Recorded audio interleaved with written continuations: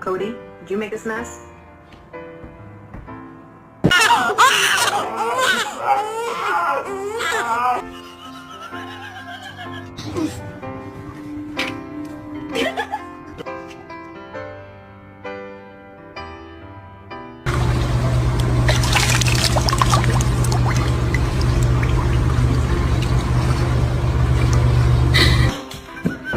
And there he is.